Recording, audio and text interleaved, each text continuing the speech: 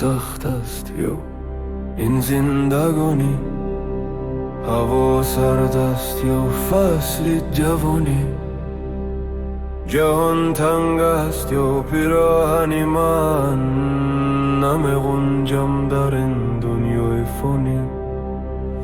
نمیخواهم که بینم بهارم را برنگ زعفرانی، منی گل باز را برگ گل ده، دلم گم میزند بر گل فشانی.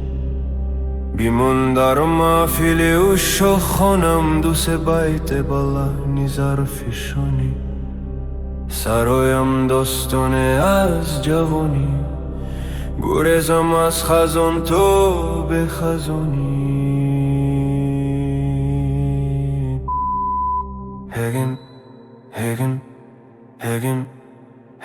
هگیم هندای خورشید در دوران غنچه بیکست، یوسفی یعقوب در کنون غنچه بیکست.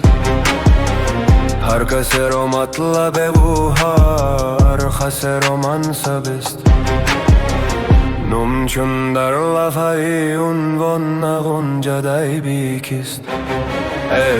نم چون در لفه عنوان غنچه بیکست. ای بیکست،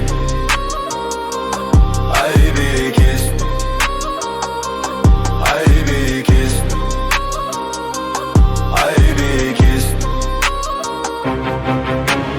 دوست را هر کس به قدری دوست داری، دوست داشت میری جانان اندرونی جان غنچه بیکست. عشقی ما اندازه ایش بازان را شکست، عارفی در دفتری عرفان غنچه بیکست. عارفی در دفتری عرفان غنچه بیکست. عارفی در دفتری عرفان غنچه بیکست.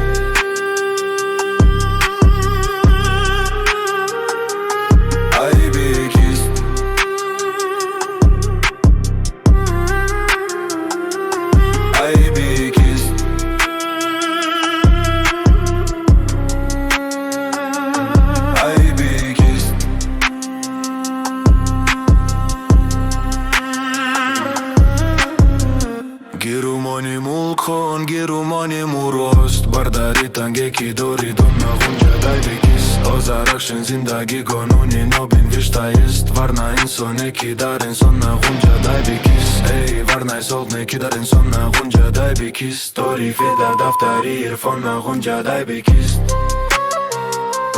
ای بیکست، ای بیکست، ای بیکست.